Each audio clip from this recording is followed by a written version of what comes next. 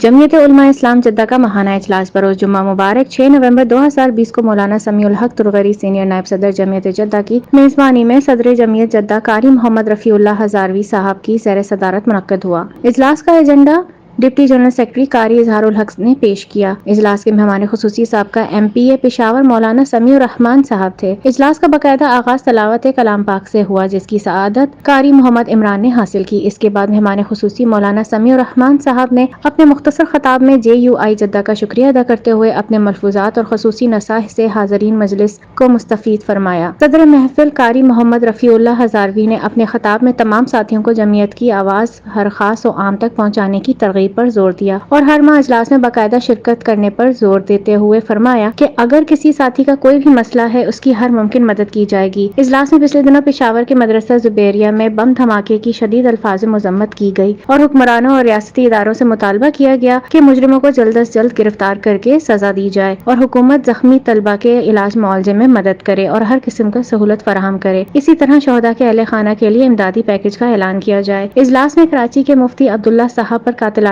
حملے کی شدید مذمت کرتے ہوئے پکڑے جانے والے مجرم کو سزا کا مطالبہ بھی کیا گیا۔ اجلاس میں مجلس عاملہ اراکین نے بھرپور شرکت کی۔ آئندہ اجلاس 4 دسمبر کو رکن مجلس عاملہ قاری محمد علی سندھی کی میزبانی میں طے ہوئی۔ اجلاس کا اختتام مولانا شمس الحق صاحب کی دعا پر ہوا، جس نے مدرسہ زبیریہ کے شہید طلبہ کرام کی رفع درجات جبکہ زخمی طلبہ کی صحتیابی کے لیے خصوصی دعا فرمائی۔ آخر میں اجلاس کے میزبان مولانا سمیع الحق ترغری صاحب نے تمام شرکاء کی پرتکلف عشائیہ سے تواضع کی۔ آپ دیکھ رہے ہیں جذبہ نیوز اور میں ہوں ثنا شعیب جدہ سے۔ امیگریشن اور تارکین وطن کی خبروں سے باخبر رہنے کے لیے ہمارا YouTube چینل سبسکرائب کریں اور بیل آئیکن کو کلک کریں۔